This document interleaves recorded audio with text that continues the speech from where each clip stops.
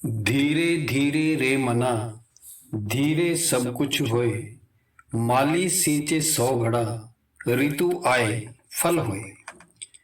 कबीर साहब समझा रहे हैं कि रूहानी तरक्की जल्दबाजी का काम नहीं है।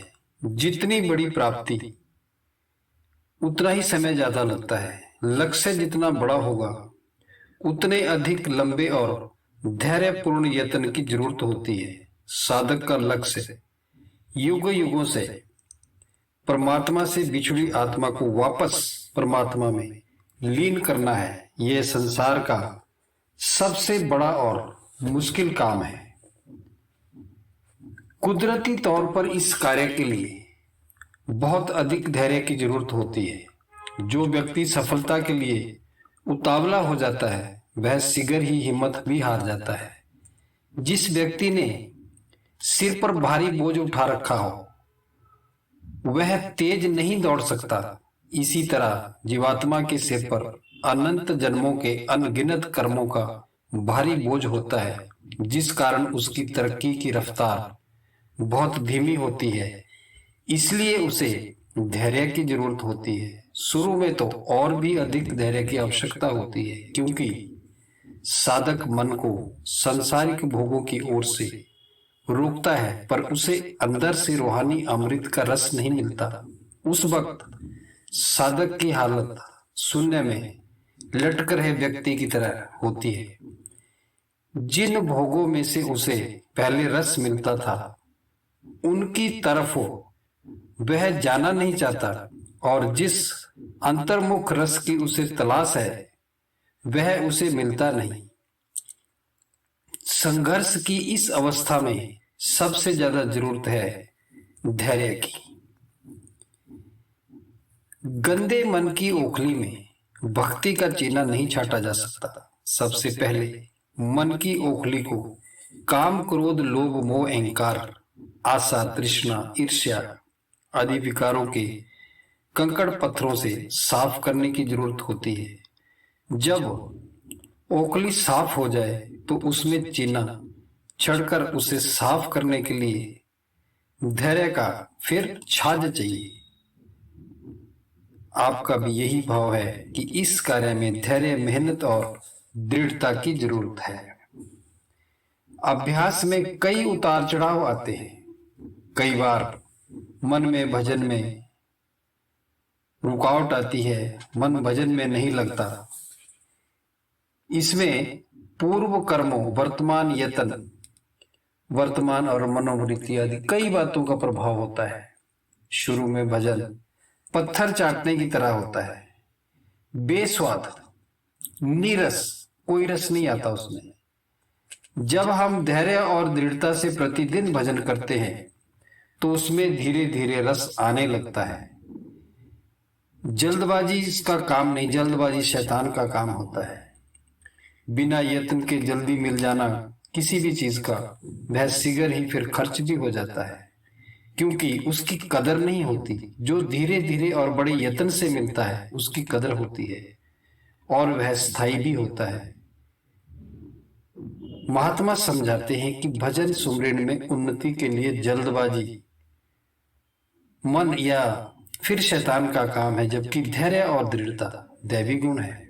जिस मन में नाम का अमृत डालना होता है उसकी तैयारी में समय लगना स्वाभाविक है। इसलिए फल की प्राप्ति को कर्ता की रजा या मौज के अधीन करके धैर्य से मार्ग पर चलते रहना चाहिए। परमात्मा बेहतर जानता है कि हमें किस समय क्या करना है।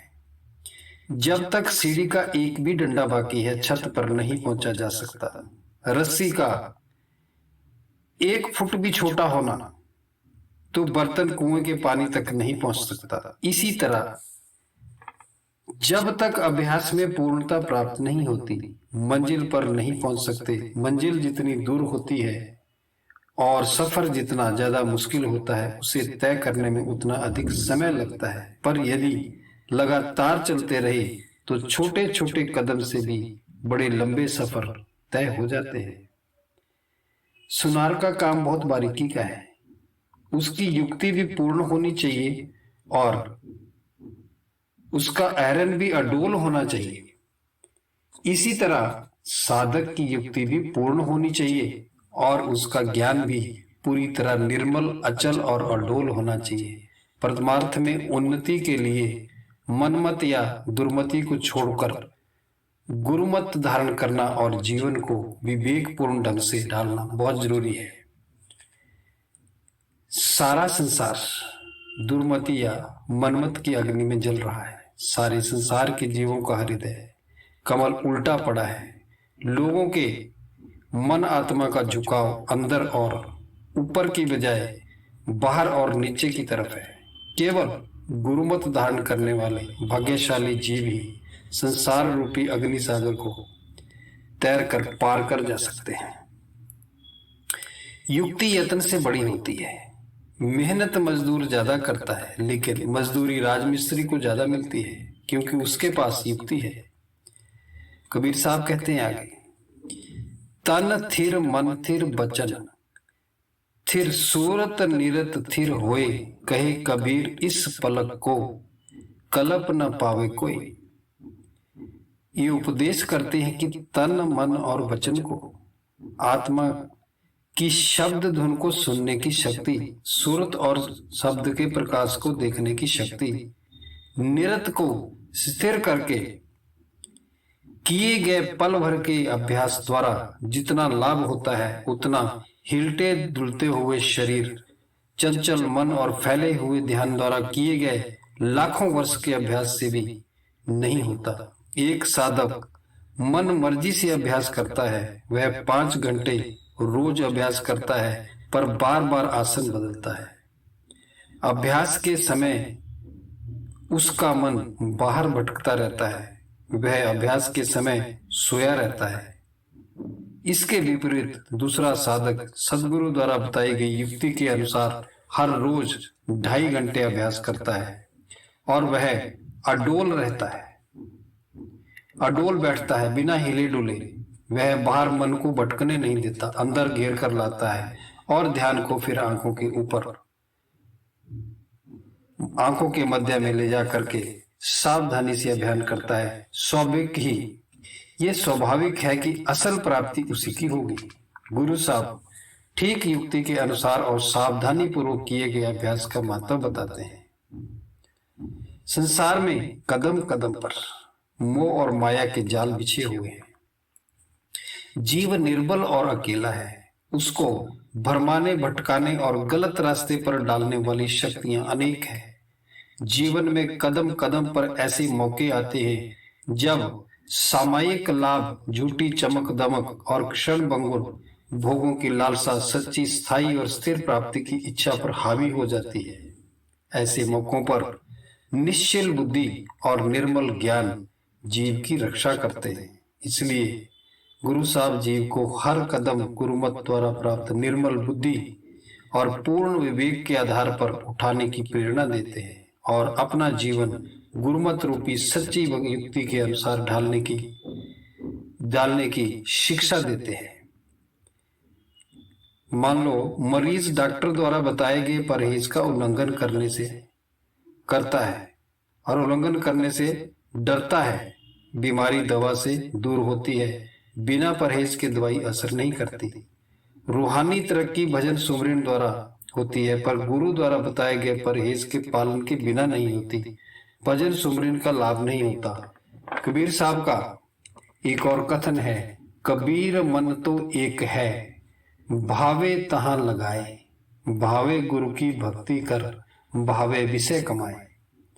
कि विकारों में प्रवृत्त होना और भजन में तरक्की की आशा रखना दिन और रात को इकट्ठा करने की कोशिश करना है।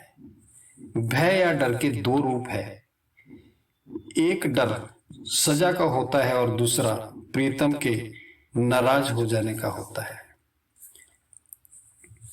परमात्मा का डर जीव को सही मार्ग पर रखने में बहुत सहायता करता है। भय के बिना सच्ची घड़त नहीं गढ़ी जा सकती। भय रहित साधन कच्चा होता है। भय रहित यत्न जीव को मंजिल तक नहीं पहुंचा सकता। बच्चा पिता की आज्ञा से बाहर जाने से डरता है। वह इसलिए नहीं डरता कि उसका पिता निर्दयी है, पिता उसे सजा देगा। वह इसलिए डरता है क्योंकि उसके मन में पिता के लिए प्यार और सत्कार है। जिसके हृदय में प्रभु का जितना अधिक प्रेम होता है, वह उतना अधिक परमात्मा को अच्छे ना लगने वाले कार्य करने से डरता है। परमात्मा के सच्चे भक्त का भय अति निर्मल और उज्जवल होता है। वह भय अति पवित्र और कल्याणकारी होता है, क्योंकि भय जीवात्मा को निर्भय से मिलाता है, उस परमात्मा से मिलाता है, हमेशा के लिए मृत्यु और आवागमन के भय से फिर वो मुक्त कर देता है। गुरु साहब समझा रहे हैं कि ठीक युक्ति और डर के साथ साथ तप की अग्नि का होना भी जरूरी है। साधना में सफलता प्राप्त करने के लिए साधक को जिस हठ से काम लेना पड़ता है, उसे तप या तपस्या की अग्नि का नाम दिया है। साधक में हठ का प्रेम नहीं होता, प्रेम का हठ होता है। दुनिया का कौन सा रिश्ता है जिसे बिना हठ या दृढ़ता से निभाया जा सकता है? दुनिया का कौन सा काम है जिसमें बिना हठ या दृढ़ता के सफलता प्राप्त की जा सकती है? यही उसूल परमार्थ में लागू होता है। शुरू में साधक को थोड़े हठ से काम लेना पड़ता है। बच्चे को उसकी मर्जी के विरुद्ध स्कूल भेजा जाता है। इसी तरह साधक को सतगुरु द्वारा समझाई गई विधि के अनुसार तन और मन को स्थिर करने के लिए संघर्ष करना पड़ता है। प्राप्ति ना होने के बावजूद संघर्ष में दृढ़ता के साथ लगे रहना ही वास्तविक तपस्या है। वर्जित भोजन का त्याग करना, पराये धन और पराये तन से बचना, बुरे कर्मों और बुरी वासनाओं से बचना, मन को निरंतर सुमरन में लगाने का यत्न करना, बाहर भटकते हुए मन को बार बार अंदर स्थिर करने का प्रयत्न करना बहुत बड़ा तप है। तप धुनियों की आग तापने में नहीं, वासनाओं की आग से बचने में है। हठ कर्मों का पालन तप नहीं है। वास्तविक तप परमात्मा की रजा में रहना और हर प्रकार के उतार चढ़ाव के बावजूद भजन सिमरन में निरंतर लगे रहना। जो ऐसा करेगा, निरंतर भजन सिमरन में लगा रहेगा और इस योग को अपनाएगा, उसको सफलता अवश्य मिलेगी।